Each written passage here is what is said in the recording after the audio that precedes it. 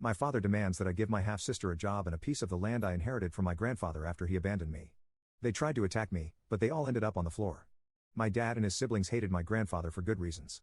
Growing up, their dad was an abusive alcoholic towards them and my grandmother. When she died, my dad and his siblings all left home when they turned 18 and never returned. Except for my dad, none of them ever spoke to him again. My dad spoke to my grandfather twice after leaving home. I was 8 at my mom's funeral when I first met my grandfather. He approached me, kneeled on the ground in front of me, and introduced himself, asked how I was doing. But before I could say anything, my dad had pulled me away from him. He yelled for a bit, then dragged me away. I was 11 when I met him again. When my dad dropped me off at his house and left me there. A few years later, I discovered it was because my dad's new wife didn't want me around. You might think my dad was a posse for doing that. I know I did, but it turned out to be the best thing he could have ever done for me even if I hated him for it. My grandfather and I became very close. His alcohol-filled days were long behind him, and he taught me everything. He owned a lot of land. A lot of land. He taught me how to grow vegetables, farm, maintain the property and look after the land, care for the animals, and hunt, and pushed me to get an education. I was happiest when he and I were working the land together. During all that time out on the land, working on one project or another, he told me of his life and what he had done to his family. He didn't make excuses. Didn't try to reason away his behavior. He told me of all the hurt and pain he caused. When I asked why he didn't try reconciling with his children, he said they can't forget what he put them through. He understood that and accepted it. I was 26 when he died. I called my dad to let him know. I had to tell him who I was. He didn't stay on the line long. Told me to take care of the funeral, then hung up. Knowing what I knew of his childhood, I didn't blame him, but he didn't even ask how I was. The resentment I already had for him grew. After the funeral, a young woman introduced herself to me at the wake. She was my cousin. I knew my dad had siblings, but that's all I knew. I had never met them, didn't know anything about them. So I didn't call any of them to let them know about my grandfather. I asked how she knew, and she told me my dad had called her mom. She spent a few days in town after the funeral, and we kept in touch after. We became and still are really close.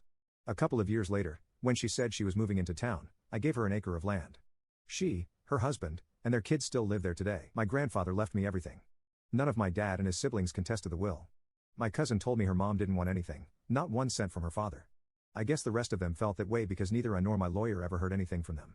Until last week, my dad called me. His daughter needs a new start.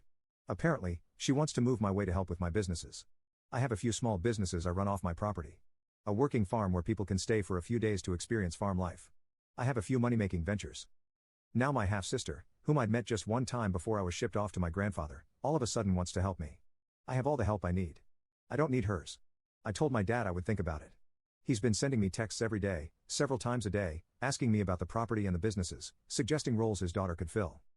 Telling me that the family looks out for each other and sticks together. Telling me my grandfather owes him. Telling me what land I should give his daughter to set her up, and what land would be best for her and her husband when they visit. Whenever I see Dad pop up on my screen, I want to smash my phone. My anger and resentment are directed at my dad, not his daughter, but I still don't want her here. She's a stranger to me. All my grandfather left me is mine now, and I don't owe any of them anything. My cousin and her husband are on my side and say if it were up to them, they would tell my dad and his daughter to get lost because they have never made an effort to be family with me or even call to say hi. I know they're right. What they say is true. Update. I asked a close friend, a local cop, if he could find out if my dad still lived in the same place. Then I asked how to go about getting a trespass order. That was pretty simple. I left the police station with one in my hand and my dad's address. I then asked another close friend if he would accompany me to my dad's house. Because as far as I knew, that was where my half-sister lived. We set off to see my half-sister. It took us about 10 hours to drive there. I decided to drive instead of fly because I needed that time to order my thoughts. We showed up unannounced. We could hear a woman screaming inside from the curbside. She was not screaming like she was in trouble. She was screaming at someone. My friend told me to pull my phone out and start recording. I'm glad he thought of that. Dad answered the door. He thought we were Jehovah's Witnesses. Told us to F off and tried to close the door in our faces. My friend put his hand on the door to stop him. I said Dad, and he took a second, then a third look. I cannot explain the change that came over him when he realized it was me. His whole demeanor went from "for you to dare come to my door" to "ka-ching." He invited us in, then ran out of sight. The yelling stopped quickly, and he returned with his wife a minute later. She was all smiles. Big smiles with a big welcoming hug. The smile made my skin crawl, and the hug made me wish for plenty of soap and hot water. They told us to sit and asked if we wanted anything. Coffee, Pepsi, juice. I wanted water because my mouth and throat were suddenly dry, but we declined their offer of refreshments. We sat for a few minutes, making small talk, and then I asked where my sister was. Dad's wife turned her head and ordered someone standing out of sight to call your sister. I wasn't prepared for more than one sister, and I was not prepared for a brother. My friend could see I was struggling, so he asked questions about my half-sister.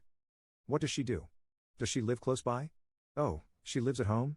What work experience does she have? Has she worked with beef cows? Dairy cows? Are there any farm animals? Does she have any farm experience at all? What kind of work experience does she have? You see, there was a reason I asked this particular friend to accompany me and a reason he was asking those questions. Less than a half hour later, two girls walk in. They were obviously sisters. I did not get good vibes from them at all. The younger one walked around the corner, and we could hear her telling the brother that she was hungry and to make her something to eat. A sandwich, for God's sake. The older one came in and sat next to her mother. She lounged in her seat like it was a throne and she was the queen. Judging by the look on her mother's face, she was raised to believe that. She looked at my friend, dismissed him, then at me and smirked. She said, "So you're the bitch that's going to set me up." She stated that like it was already a done deal. I said not me. I looked at my friend, and he said no, that he was not taking her on. 2 or 3 seconds passed before Dad's wife asked what we meant. I told them I had no positions available and wasn't taking any new employees, but my friend was looking for farmhands.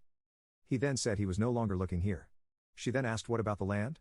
My friend said the job came with a 2-bedroom cottage at reduced rent, but the role was no longer available. Then everything exploded. There were accusations of lording it over them, being a stuck-up bitch, thinking I was better than them, that I owe them, that I was a greedy gold digger, that I was probably spreading my legs for the old man before he died, that they always knew I was defective. My dad's wife tried to attack me, but I held my arm up, caught her face in my hand, and shoved her back. She flipped backward over the arm of the couch. My dad then tried to attack me, and my friend got between us, gut punched him, and he ended up on the floor. Then my spoiled half-sister tried to defend her dad by attacking my friend and got a punch to the jaw for her effort. She, too, ended up on the floor. I pulled out the trespass order, dropped it beside my dad, told them what it was, and then made our way to the door. On our way out, we saw the other sister standing there in shock, but she barely registered. I was too busy staring at my brother. He was handsome, but had scratches on his face and a swollen lip. We were supposed to drive straight home. That was the plan, but I couldn't leave. I couldn't, and my friend wouldn't leave me there alone. We got a hotel and spent 2 days watching my dad's house. I finally saw my brother leave and followed him to a grocery store. I waited outside for him to come out. He freaked when he saw me. He told me I had to leave and return to my farm and that his sisters were discussing what they would do to me if they got the chance. I said they didn't worry me. I approached him slowly like he was one of the rescues in my stables. I spoke calmly, hands at my sides but in full view, no sudden movements. I spoke to him for several minutes about the property, what we do there, what we offer. I asked if he had a phone, then gave him my number, told him he could call me, text me anytime, day or night, and I'd answer. I backed off then. I told him I'd wait for his call. He texted me on our long drive home and asked if I had any dogs. It's been roughly a week since. He texts me every day, several times a day. He called me at 2 a.m. last night. We talked for an hour about the dogs, and at the end of the call, he told me he would be 18 in May. He wants to ask if he can come here when he can legally leave his parents. I will pick him up myself on the day of his birthday if that's what he wants.